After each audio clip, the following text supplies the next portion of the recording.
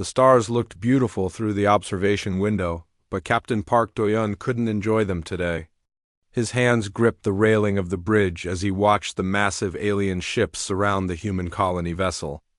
The new dawn carried 500 families heading to a new world, full of hope and dreams. Now those dreams were turning into nightmares. "They're hailing us again, Captain," Lieutenant Choi Hae-jin said from her station. Her voice stayed calm, but Do-yeon could see the worry in her eyes. She was young, only 28, and this was her first real crisis. "Put them through," Do-yeon ordered. The screen flickered to life. The alien face that appeared made some crew members gasp. It looked like a giant insect with multiple eyes that glowed in different colors. This was Vix Raleigh, the High Arbiter of the Galactic Coalition. The Coalition was supposed to be humanity's ally, a group of 47 alien species that governed this part of space. Human vessel. "You have entered the Helios sector without proper authorization," Vix Raleigh said. The translation device made his clicking sounds into human words. "We are enforcing Coalition Law Number 73. You will submit to inspection immediately." Do-yeon took a deep breath. "Hi, Arbiter. We filed our settlement papers 3 months ago. We have approval from the Coalition Survey Department. That approval is under review. You will allow our security forces to board, or we will consider you hostile." There was no choice. 6 alien warships surrounded them. The New Dawn had no weapons. It was a colony ship filled with families, children, and farming equipment. Fighting would be suicide. "We will cooperate," Do-yeon said, the words tasting bitter in his mouth. Within the hour, alien soldiers marched through the New Dawn's corridors. They were tall creatures covered in hard shells, carrying weapons that hummed with strange energy. The families watched nervously as the soldiers moved from room to room, scanning everything with their devices. Commander Bae Ji-won met Do-yeon in the main corridor. She was the ship's diplomatic officer and she looked angry. "They're separating people," she said quietly. "They don't understand our language properly. They think anyone under 5 feet tall is a different species." "What?" Do-yeon felt ice in his stomach. "They're taking the children, Do-yeon. They think they're some kind of small humans that need separate processing." Do-yeon started running. Bae Ji-won ran beside him. They reached the main cargo bay and stopped at what they saw. 37 children stood in a group, surrounded by alien guards. The youngest was only 6 years old. The oldest was 14. They all looked terrified. A woman was screaming at the guards, trying to reach her daughter. "She's my baby. She's only 8. Please, you don't understand." The guard didn't react. It just pointed its weapon and spoke in its clicking language. The translation came through speakers in the ceiling. "Remain calm. All small humans will be processed according to protocol." Do-yeon pushed forward. "I'm the captain of this ship." "What are you doing?"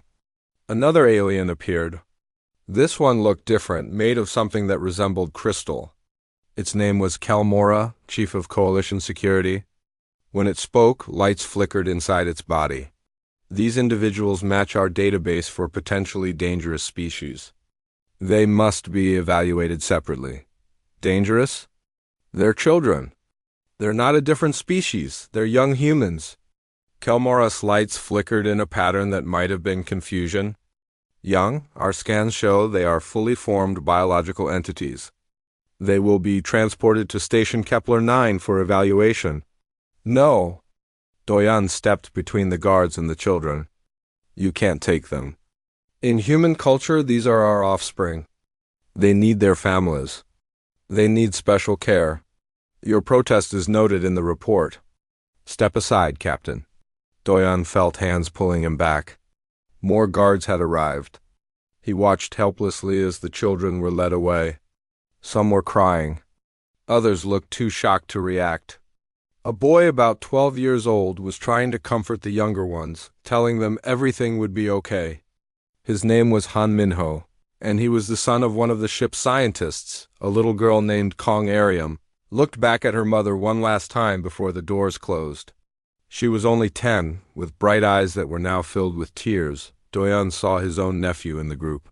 Yim Tae-yang was 12, the son of Earth's ambassador.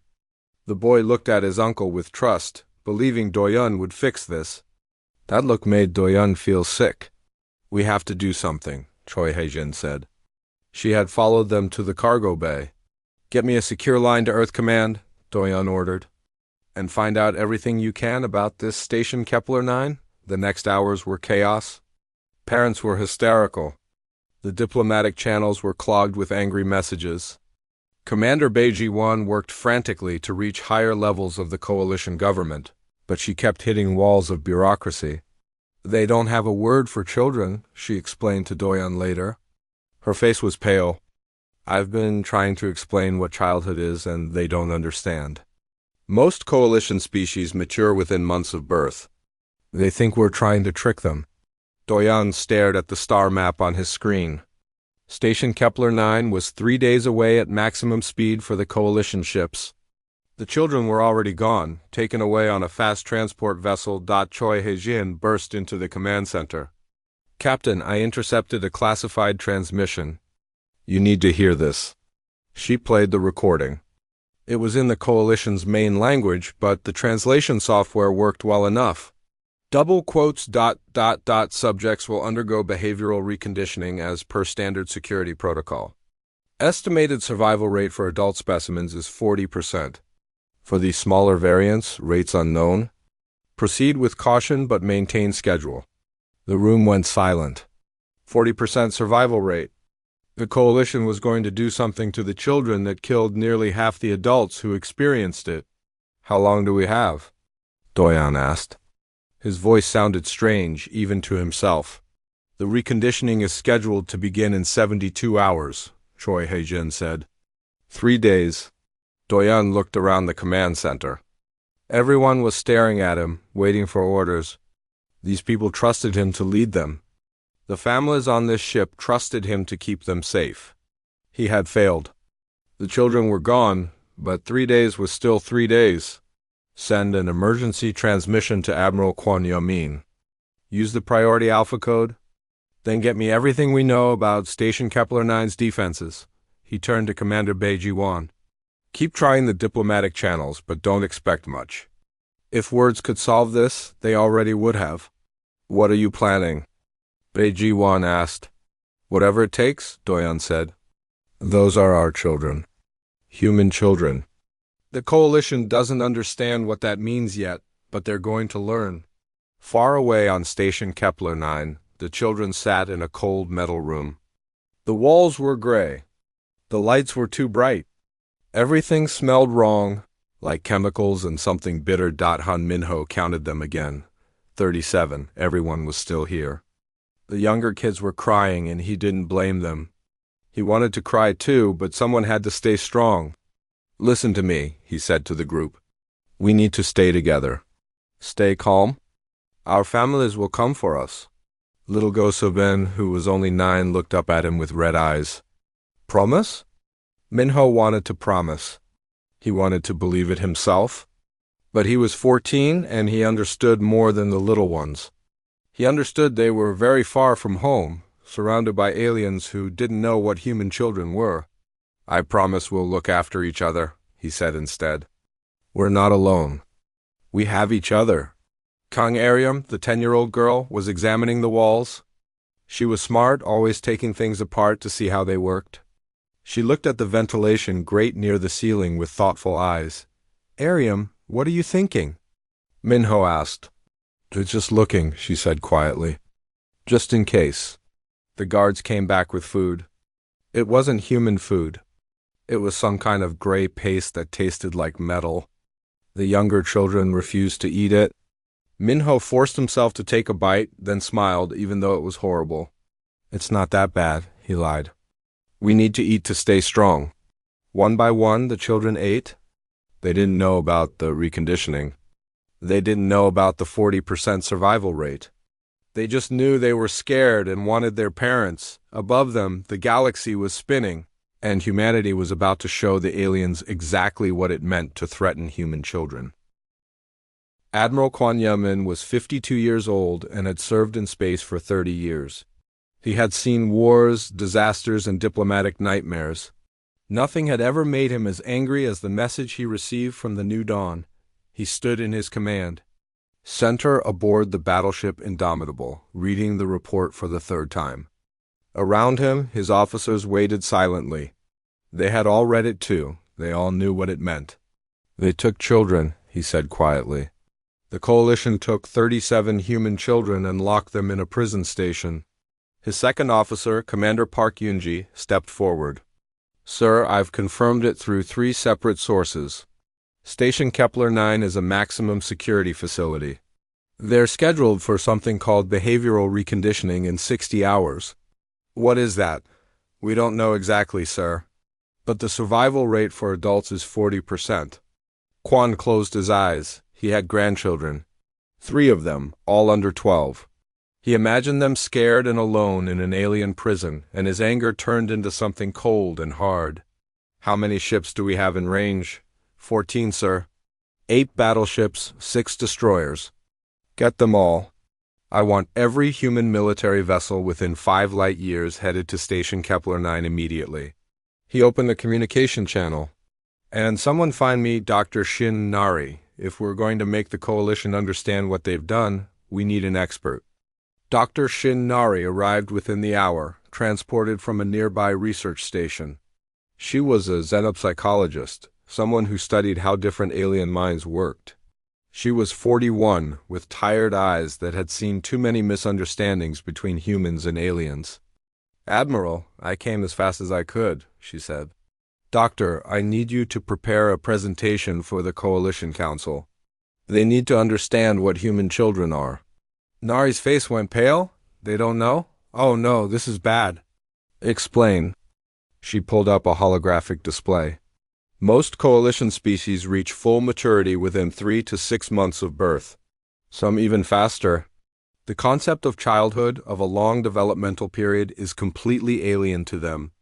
When they see our children, they probably think they're seeing either a different species or defective adults. That's insane. To us, yes. To them, it makes perfect sense. Admiral, human children take 16 to 20 years to reach full maturity. That's longer than the entire lifespan of some coalition species. They literally cannot imagine why we would have beings that stay helpless for so long. Quan felt sick, so when they separated the children, they thought they were following proper procedure, separating different species, different sizes, for processing. They have no framework for understanding that those are our young, that they need special care, that they're vulnerable. Nari's voice shook. Admiral, if they treat those children like they would treat adults of other species. I know, Quan said. That's why we're going to make them understand. And if they don't, we're going to take our children back by force. He opened the transmission to Station Kepler 9. It took several minutes to connect. When the alien face appeared on screen, it was reptilian, with scales and cold eyes. This was Now Thuon, the station's warden. This is Admiral Konyama of Earth's Space Defense Force. You are holding 37 human citizens without cause. You have 48 hours to release them, unharmed, or I will come and take them back. Now Thuon's expression didn't change. Those individuals are undergoing standard processing. Your threats are noted and ignored. Then you've made your choice, Quan said, and cut the transmission. Inside Station Kepler 9, things were getting worse. The children had been moved to a different cell, deeper in the station. This one was smaller, with metal walls and no windows. The air was too cold. Han Minho was trying to keep everyone organized. He had divided the strange alien food as fairly as he could. He had the older kids watching the younger ones. He had everyone staying in groups, never alone, but it was hard. 7-year-old Chun Haru was sick. He was diabetic and needed insulin, but the aliens didn't understand. They didn't have the medicine he needed. Haru was getting weaker, his skin pale and sweaty. We have to tell the guards, Kong Ariam said. She had been working on the ventilation grate, slowly loosening it with a piece of broken metal she'd found. He needs help. They don't understand us, Minho said. He felt helpless. They think we're all the same. They don't know some of us need special medicine? Yun Taiyang, the ambassador's son, had been trying to communicate with the guards every time they came. He knew a little bit of the Coalition's main language from his father's work. "Let me try again," he said. When the guards came with the next meal, Taiyang stepped forward carefully. He pointed to Haru and spoke slowly in broken Coalition language. "Small one sick, needs medicine, please help." The guard's eyes focused on him. It clicked something in its own language. Then it raised its weapon. "Get back!" Minho shouted, pulling Taiyang away. The guard didn't fire. It just kept the weapon pointed at them until they all moved to the back of the cell. Then it left the food and walked out. "They think we're threatening them," Ariam said quietly. "They don't understand anything." That night, if it was night, nobody slept well. Haru's breathing was getting worse. The younger children cried quietly. Even the older ones were losing hope, but far away, help was coming. Dr. Shin Nari stood before the Coalition Council. It was a huge chamber with representatives from 47 different species. Some looked like insects, some looked like plants, some were just clouds of gas in containment fields. "Honored members of the council," she began, "I am here to explain a terrible misunderstanding." She showed them images of human development. A baby in its mother's arms, a toddler learning to walk, a child going to school, a teenager studying. She showed them brain scans, growth charts, and developmental milestones. Humans require approximately 20 years to reach full physical and mental maturity, she explained. During this time, they are vulnerable. They need constant care, special food, specific medical attention, and most importantly, they need emotional support from their families. The council members made various sounds of surprise and confusion. One of them, a floating jellyfish-like creature, spoke through a translator. "This is unprecedented. No known species requires such extensive development time." "For humans, it is normal," Nari said. "The 37 individuals you are holding at Station Kepler 9 are not small adults. They are children. They are our young. They need their parents." High Arbiter Vixralis, the insect-like leader, clicked his mandibles. "If this is true, why did humans not explain this before joining the Coalition?" "We assumed you knew," Nari said. "We assumed that all intelligent species would protect their young. We didn't realize the concept of childhood was unique to us." Another council member, this one resembling a walking tree, spoke. "What are the consequences of removing human young from their families?" Nari took a deep breath. "Psychological trauma, physical health deterioration without proper care, potential death if they have medical conditions. And for humanity as a whole, you have committed the worst possible offense. We protect our children above all else. What you have done is the equivalent of an act of war." The chamber erupted in sounds, clicks, whistles, electronic tones. The Coalition was in chaos. Meanwhile, Warden Nalthuan was watching security footage from the children's cell. He had been ordered to prepare them for reconditioning, but something was bothering him.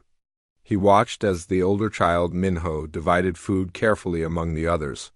He watched as a little girl named Go Subin told stories to the crying younger ones, making them smile despite their fear. He watched Kong Ariam give her portion of food to sick Haru, even though she was hungry too.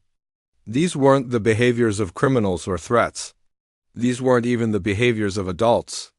These were something different, something his species didn't have. He called up the reports from Dr. Shin Nari's presentation to the council. He read about human childhood. He saw images of human families, of parents holding their young with such care. For the first time in his long career, Nalthuan realized he might be doing something truly wrong. He tried to access the reconditioning protocols to delay them, but the system denied him. The order had come from High Arbiter Vixralis himself, with override authority. The process would begin in 24 hours, and Nalthuan couldn't stop it. He looked at the monitor again. The small humans were huddled together, keeping each other warm in the cold cell. The older ones protected the younger ones. They were so fragile. If this process was dangerous for adults, what would it do to these vulnerable young ones? Nalthuan made a decision. He opened a secret communication channel, one that couldn't be traced easily. He began composing a message to the human fleet he knew was coming, back on the Indomitable. Admiral Kwan received a strange transmission. It was audio only and heavily encrypted. "Human Admiral, This is Warden Nalthuan. I'm sending you the layout of Station Kepler 9 and the location of your young ones. I cannot stop what is about to happen through official channels. If you want them back safely, you have 24 hours. I will do what I can from inside. Quan looked at his officers. It's a trap, Commander Park Yunji said. Maybe, Quan agreed. But it's also our only chance. Prepare the fleet for assault. And get our best extraction team ready.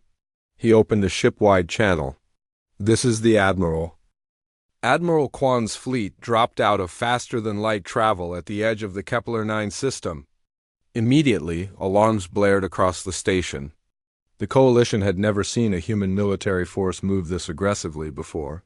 Station Kepler 9 was enormous, a massive structure floating in space like a metal city. It housed 20,000 Coalition personnel and held thousands of prisoners from various species. Around it, 30 Coalition defense ships moved into position. They're trying to surround us, Commander Park Yunji reported. Let them try, Quan said. Open a channel to every ship in this system. Broadcast on all frequencies. When the channel opened, Quan began speaking. His words were translated instantly into every Coalition language. People of the Coalition, I am Admiral Quan Yamin of Earth. Your government has imprisoned 37 human children. Not criminals. Not soldiers, children. The youngest is 6 years old. He paused. I am transmitting images and data to all of you now. See for yourselves what your leaders have done. Across the system, on every ship and station, screens filled with images. Human children playing, learning, being held by their parents. Medical data showing their fragile development. And then the security footage from Station Kepler 9, showing scared children huddled together in a cold cell. One image showed Chun Haru, the 7-year-old diabetic boy, lying pale and sick while other children tried to comfort him. The effect was immediate. On several Coalition ships, crew members began arguing with their commanders.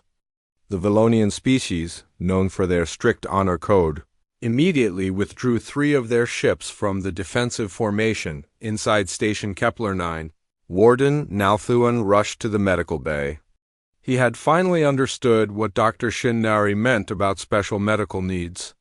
The small human named Haru was dying, and it was because nobody had asked what he needed. I need human medical protocols, he shouted at the medical staff. Now, a transmission came through from Admiral Quan's ship. Dr. Shinnari's voice filled the medical bay. Chun Haru is a type 1 diabetic. He needs insulin immediately. His blood sugar is critically low. If you don't treat him in the next hour, he will die. The alien doctors looked at each other in confusion. They had never heard of diabetes. Their species didn't get such diseases. We don't have this. Insulin, one of them said. Nalthuan grabbed the communications device. How do we make it? You can't, not in time, Dr. Shinnari said. But I can transmit the molecular structure. If you have a medical fabricator, you can synthesize it. The station did have such technology. For the next 30 minutes, Nalthuan supervised the creation of human insulin while the galaxy held its breath. In the children's cell, things were desperate. Haru was barely conscious. Han Minho held his hand, talking to him, trying to keep him awake. Stay with us, Haru, Minho said. Help is coming. I promise. Kang Ariam had finally managed to loosen the ventilation grate. She could see into the duct system. Minho, I think I can fit in there. Maybe I can find a way to the medical bay. It's too dangerous. Haru is dying. We have to try something. Before Minho could argue, the cell door opened. Warden Nalthuan entered, holding a medical injector. The children scrambled backward, frightened. Please, Nalthuan said in broken human language. I help small sick one. He moved slowly toward Haru. Minho positioned himself protectively, but Yeom Taiyang touched his arm. Look at his body language. My father taught me. He's not aggressive. He's trying to help. Nalthuan knelt beside Haru and administered the insulin. The effect wasn't immediate, but after a few minutes, Haru's breathing began to steady. Color returned to his face. You will be moved to medical facility, Nalthuan said. All small humans.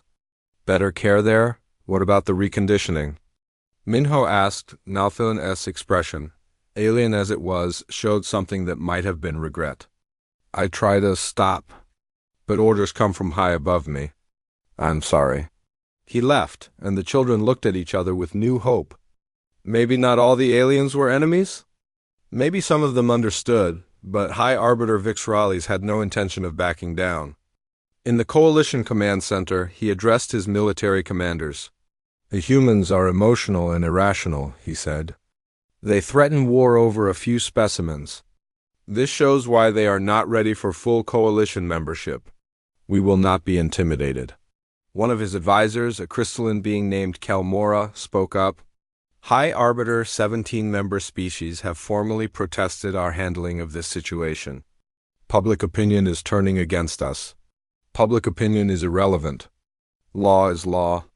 Commander Beiji Wan aboard the New Dawn was working frantically through diplomatic channels.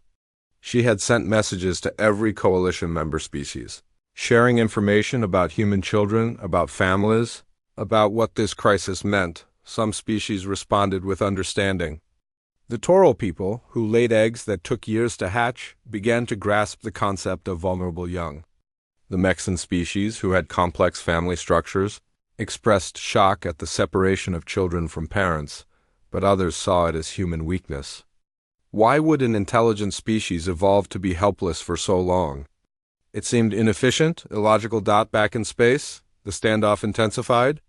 Admiral Kwan had his ships in a defensive formation around the station. The Coalition fleet surrounded them. Neither side had fired yet, but tensions were extreme. Admiral, we're detecting weapons charging on the Coalition flagship, a tactical officer reported. Hold fire, Kwan ordered. We fire only if they fire first. I want every species in this galaxy to know we came for our children, not for war.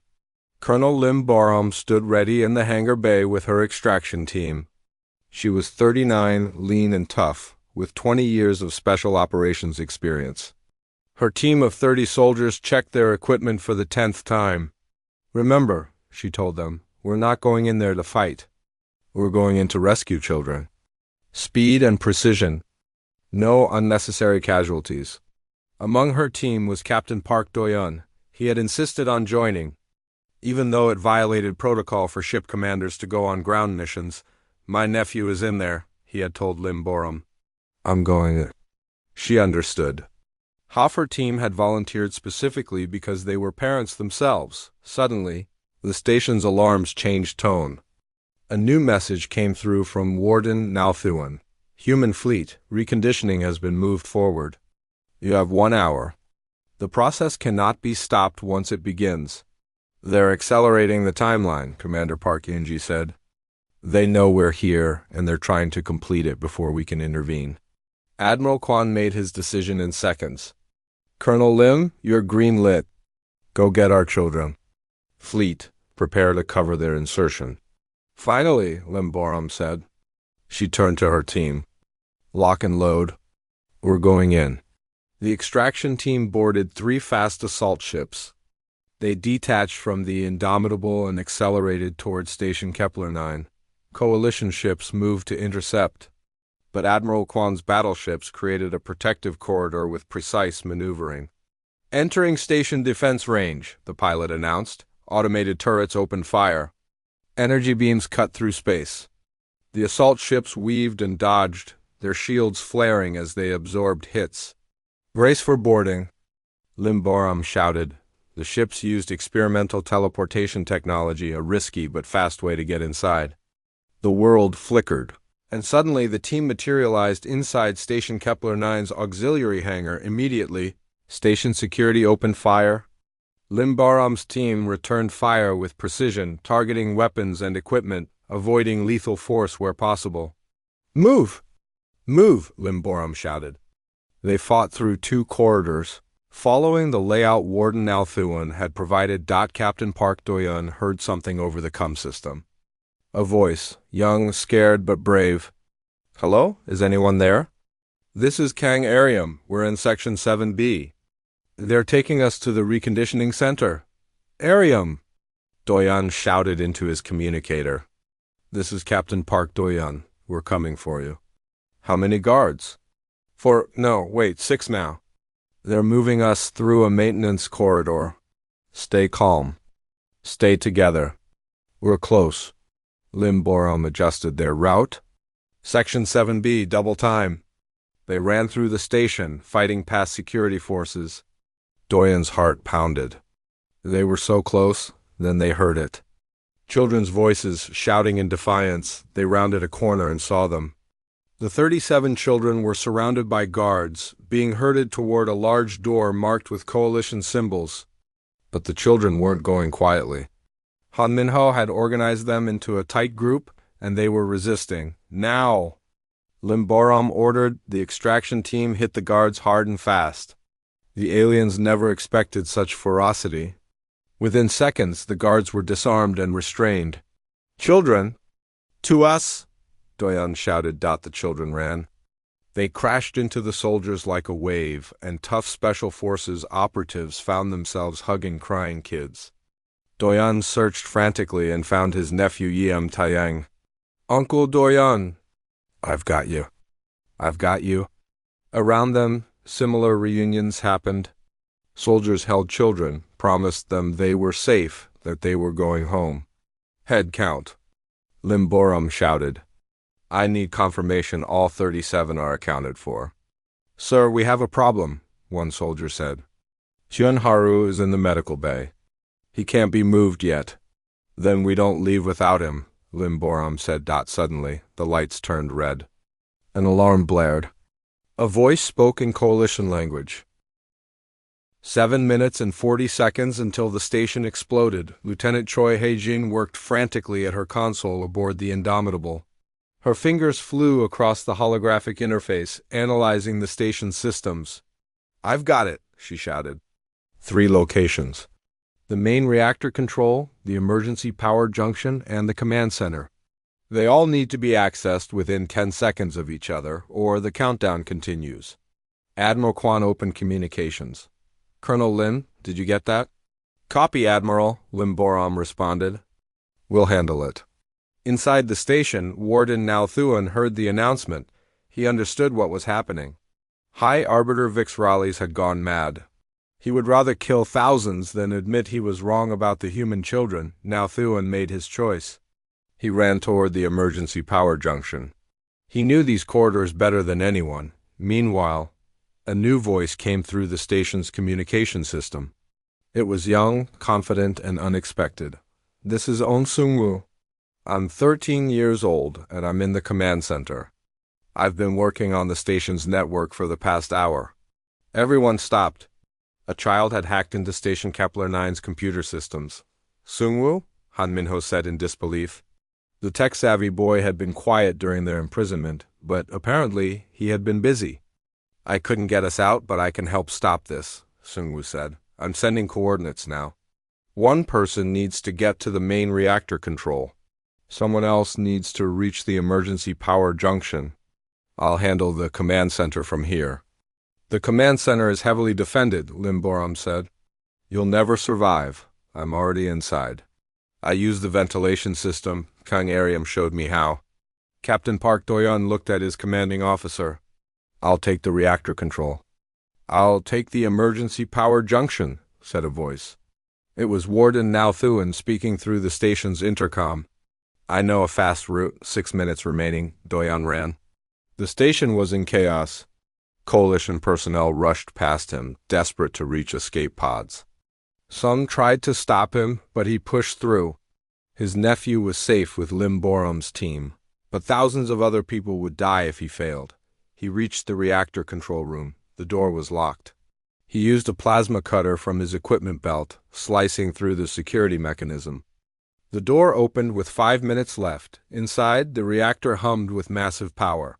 Control panels covered the walls, all showing critical warnings in alien languages. Doyan activated his translator and began searching for the self-destruct override. Now Thuan moved through maintenance passages that most station personnel didn't know existed. He had worked here for 20 years. He knew every shortcut, Every hidden route, he emerged in the emergency power junction with 4 minutes and 30 seconds remaining. The room was empty. Most personnel had fled this deep in the station. He approached the main console and began entering commands. His claws clicked rapidly on the alien keyboard dot in the command center. On Sung-woo sat at a terminal, his young face bathed in the glow of holographic displays. He had learned about computer systems from his mother, who was a programmer. He never imagined he would use those skills to save thousands of lives. Around him, the command center was abandoned. Even High Arbiter Vix Raleigh had fled to his personal escape ship. Sung-woo felt scared but determined. His friends were depending on him. All those people on the station were depending on him. 3 minutes. I'm ready, Doyeon reported. Ready here? Nauthuan confirmed. Ready, Sung-woo said, his voice shaking slightly. On my mark, Lieutenant Choi Hae-jin said from the Indomitable, coordinating the timing. You need to execute the override command within 10 seconds of each other. If you're off by even a second, it won't work. Understood, all three responded. 2 minutes, 30 seconds. Admiral Kwan watched helplessly from his ship. The entire fleet watched. Parents aboard the New Dawn held each other, knowing their children were still on that station. The galaxy was watching through the transmissions Kwan had been broadcasting continuously. 10 seconds, Hae-jin announced. 9, 8, 7. Doyeon's hands moved to the controls. His fingers were steady, even though his heart raced. 6, 5, 4. Now Thuum positioned his claws over the final command sequence. He thought about the small humans, how brave they had been. He would not let them die. 3, 2, 1, mark. 3 fingers hit 3 different controls across the station at the exact same moment. The alarm stopped. The red lights turned off. The countdown froze at 43 seconds. For a moment, nobody breathed. Then Hae-jin's voice came through, filled with relief. Self-destruct disabled. You did it. Cheers erupted across the human fleet. Aboard the station, Coalition personnel who hadn't made it to escape pods collapsed in relief. Some were crying.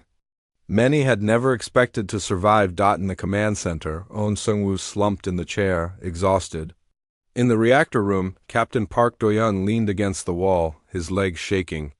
In the emergency power junction, Warden Nauthuan closed his eyes and said a prayer in his own language. All teams, begin evacuation, Admiral Kwan ordered. Let's bring our people home. Lim Barum's extraction team moved quickly. They carried the younger children and helped the older ones. Chun Haru, recovered enough to walk with help, held onto Han Minho's hand. Kung Aryum looked back at the station as they left. We're really going home? We're really going home, Doyeon promised. The assault ships lifted off, carrying precious cargo. As they approached the Indomitable, the entire fleet formed an honor. Corridor, every ship pointing outward, creating a safe passage. When the children boarded the flagship, the crew lined the corridors. These tough military personnel, who had seen combat and faced danger, stood with tears in their eyes as children walked past. Some reached out to touch the kids' heads gently, as if to confirm they were real, they were safe. Admiral Kwan met them in the hangar bay. He knelt down so he was at eye level with the children. You were very brave, he said, all of you. You survived something terrible, and you looked after each other. You made all of humanity proud. Little. Go Subin, who had kept spirits up with her stories, walked up to the Admiral. Are we really safe now? You are completely safe, Kwan promised. And I give you my word, nothing like this will ever happen again. Back in Coalition space, the political consequences were already beginning. High Arbiter Vix Raleigh's escape ship had been intercepted by Coalition security forces. His own people had arrested him. Attempting to destroy an entire station to avoid admitting a mistake was too much, even for the most rigid Coalition loyalists. Commander Kelmora, the crystalline security chief, sent a formal message to Admiral Kwan. On behalf of the Galactic Coalition, I offer our deepest apologies. What happened to your young ones was unconscionable. We did not understand, but that is no excuse. The High Arbiter will face justice. But Admiral Kwan wasn't interested in individual justice. He wanted systemic change. When the Coalition Council convened an emergency session, he demanded to address them. They agreed. And the session was broadcast across the galaxy. Admiral Quan stood before the Council of 47 Species. Behind him on screens were images of the children before their capture and after their rescue. The contrast was stark. Before, they were happy, excited about their new home. After, they were traumatized, scared, changed by what they had experienced. Honored council members, Quan began. You have seen what happened. You have seen the fear in our children's eyes. This crisis happened because of a fundamental misunderstanding between our species and yours. He gestured to the images. These are not small adults. They are not defective. They are children, our young, the future of our species. Every human adult in this galaxy would die to protect them. That is not weakness. That is our greatest strength. A council member spoke. We accept responsibility for this error. We did not understand your species' unique developmental requirements. Understanding isn't enough, Quan said firmly. The Coalition needs new laws. Protections for children, not just human children, but young ones of any species. Standards for how developing beings are treated. Recognition that age and maturity are not the same for all species. Another council member, the tree-like being, spoke. Such laws would be unprecedented. They would require extensive study, years of debate. Then start now, Quan said. Because if this happens again to any species, humanity will not be as restrained as we were this time. You imprisoned our children once. Do it again to anyone, and you'll learn what humans are truly capable of when we stop being diplomatic. The threat hung in the air. It wasn't bluster. Every species in the galaxy had seen the human fleet mobilize in hours, had seen them risk war without hesitation, had seen their precision and determination. A new voice spoke. It was President Kim Yuna of Earth, who had just arrived with additional ships and diplomats. She was 63 years old, with gray hair and eyes that had seen much. She commanded respect. Admiral Quan speaks for all of humanity, she said. But I will add this, we came here in anger, yes, we were ready to fight. But look at what actually happened. We worked with Warden Nalthuan, a member of your own people, who understood what was right. We worked with young On Sungwoo, one of our own children, who saved thousands of Coalition lives. We can be allies, but only if you understand what matters to us. She paused, letting her words sink in. 6 months passed after the incident at Station Kepler 9. The galaxy had changed in small and large ways, all because 37 human children had been taken from their families, the human colony ship. New Dawn finally reached its destination world. The families who had waited so long to start their new lives could now build their homes. But they would never forget those terrible days when their children were gone. Han Minho stood in his new bedroom, looking out at alien trees swaying in a gentle breeze. He was 14 now, almost 15. He still had nightmares sometimes, dreaming of cold metal walls and bright lights. But his parents were patient with him. They understood. He heard laughter outside and looked down. His younger brother was playing with Kongarium and some other kids from the ship. They were teaching alien colonist children from other species how to play human games. Minho, his mother called. You have a visitor. He went downstairs and found Captain Park Doyon waiting. The captain had retired from active military service and now taught at the new colony school. How are you doing? Doyon asked. Better, Minho said honestly. It's easier here. We're building something new. You helped save everyone on that station, you know. The way you organized the other children kept them calm. That took real leadership. Minho shrugged. I just did what needed to be done. That's what leaders do, Doyon said. The Academy sent me to give you this. It's an early admission offer. They want you to join the command track when you're old enough? Minho took the formal letter. It was a huge honor, but he set it aside. I'm going to finish school first, regular school. I've seen enough adventure for a while, Doyon smiled. Smart choice. Childhood shouldn't be rushed. Across the galaxy on Station Kepler 9, something remarkable was happening. The Coalition had decided not to tear down the station. Instead, they converted it into the galaxy's first cultural exchange center. Warden Nalthuan still ran it, but now it was filled with families from different species, learning about each other. Human children played with young Valorians. Taural hatchlings learned human games. Species that had never understood the concept of childhood were now fascinated by it. In one classroom, Go Subin stood before a group of young coalition military cadets. She was only 9.5 now, but she spoke with confidence. The scary part wasn't being trapped, she told them. It was thinking nobody understood why we were scared. But people learned, Warden Nalthuan learned. And now everyone knows that children need protection no matter what planet they're from. A young Valonian cadet raised their hand. What did you do when you were most afraid? I told stories, Go Subin said. I told the other kids stories about brave explorers and heroes. It helped us remember that we weren't alone. We had each other. The instructor, an older Valonian warrior, bowed deeply to her. In their culture, this was the highest sign of respect. Go Subin bowed back just like her father had taught her on Earth. In the halls of government, President Kim Yuna met with delegates from 17 coalition species. They were finalizing the Kepler protocols, the new laws that would protect developing beings across the galaxy. Dr. Shin Nari had been appointed as the director of the new Interspecies Developmental Studies Institute. She worked with scientists from dozens of worlds, creating databases and guidelines for recognizing and protecting young beings of all species.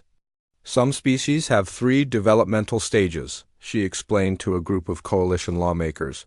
Others have 7. Humans have several distinct periods: infancy, childhood, adolescence. Each requires different care. These protocols ensure that no matter what species a developing being belongs to, their needs will be recognized and protected. It was slow work, but important. The coalition was learning that protecting the vulnerable made everyone stronger, not weaker. Admiral Khan Yeoman sat in his office, reviewing reports. His actions at Kepler 9 had made him famous, but also controversial. Some coalition hardliners still believed he had been too aggressive. Others, including most of humanity, considered him a hero. He looked at a photo on his desk. It showed all 37 children who had been rescued, standing together 6 months after the incident. They were smiling. Most of them had recovered well, though all carried scars from the experience. His door chimed. "Come in." Lieutenant Choi Haijin entered. She had been promoted to commander for her role in coordinating the rescue. "Sir, you asked to see the final report on the coalition's military restructuring?" "Yes." "What are they changing?" "Everything," Haijin said with a slight smile. "They're implementing age recognition protocols across all security forces. They're training personnel to identify and properly handle young beings. They're even adding humans to their training programs to teach them about childhood development." "Good," Quan said. "Maybe something positive came from this nightmare after all." "Sir, there's something else. The coalition is establishing a joint human-alien task force focused on protecting civilians in space. They want you to lead it." Quan considered this. "That would mean working closely with the coalition again." "Yes, sir. But it would also mean ensuring what happened to those children never happens to anyone else." He nodded slowly. "Tell them I accept. But I have conditions. Warden Nalthuan joins the task force, and we train every species on recognizing vulnerable populations." "I'll relay that, sir." On the colony world where the new dawn had settled, young Shunharu ran through a field with his friends. He wore a special medical bracelet now, one that could be read by 17 different species. It monitored his blood sugar and alerted nearby medical facilities if he was in danger. His diabetes would always be part of his life. But now the galaxy understood what it was. Coalition medical databases included human conditions. Alien doctors knew how to help human children. He ran up to his mother, breathless and happy. "Mom, can I go to Yum Taeyang's house? His dad is teaching us about alien cultures." She smiled and hugged him. "Of course. Be back before dark." Watching him run off, she felt tears in her eyes. For days on that station, she thought she would never see her son again. Now he was here, alive, thriving, making friends with human and alien children alike. Yum Taeyang, the ambassador's son, had become a bridge between species. He spent his time learning alien languages and teaching other children about coalition culture. His father was proud of him, but more importantly, he was healing from his trauma by turning it into something positive. Kong Arium had gone in a different direction. The clever girl who had worked on the ventilation system now spent her time taking apart and rebuilding alien technology. She wanted to be an engineer, to build things that would help people. "If I understand how things work," she told her parents, "I can fix them when they break. I can make sure they don't trap people." Her parents understood. She needed to feel in control of her environment now. Understanding how things worked gave her that control. On Sungwoo, the 13-year-old hacker who had helped save the station, received a very special visitor. A delegation of Coalition cybersecurity experts came to meet him. "We want to offer you a position in our junior advisory program," their leader said. "You would help us improve our security systems, teach us how a human thinks about computer networks." Sungwoo looked at his parents. They nodded, letting him decide. "Only if I can finish regular school too," he said. "And only if other kids can join the program." "It shouldn't be just me." The Coalition experts agreed immediately. Within months, the junior advisory program had children from 6 different species, all learning from each other. Back on Station Kepler 9, a special ceremony took place. The Coalition was formally recognizing those who had risked their lives during the crisis. Warden Now Thuan received the Star of Unity, the Coalition's highest civilian honor. When he accepted it, he spoke briefly. "I did what any decent being should do. I protected those who could not protect themselves. That is not heroism. That is basic morality. But to the humans present, it was heroism." Captain Park Do-yeon shook his hand, and the gesture was broadcast across the galaxy. 2 species, 2 very different beings, united by the simple desire to protect children, Colonel Lim Borum and her extraction team received commendations from both Earth and the Coalition. They had fought their way through a hostile station with precision and restraint, saving lives rather than taking them, and in a smaller, quieter ceremony, the 37 children were recognized as the youngest ambassadors humanity had ever had. They hadn't chosen this role, but they had shown the galaxy what human children were: vulnerable yet brave, scared yet resilient, young yet capable of inspiring billions. 1 year after the incident, the Coalition held a vote. The Kepler protocols were formally adopted into law by unanimous decision. For the first time in galactic history, the protection of developing beings became a fundamental right. President Kim Yoon attended the signing ceremony. She spoke briefly. "Today the galaxy takes a step forward. We recognize that strength is not just military power or economic might. True strength is protecting those who cannot protect themselves. True civilization is measured by how we treat the vulnerable." She paused and smiled. "Humans learned this lesson long ago on Earth. We are honored to share it with our galactic neighbors. And we promise we will always stand with those who protect children, no matter what species they belong to."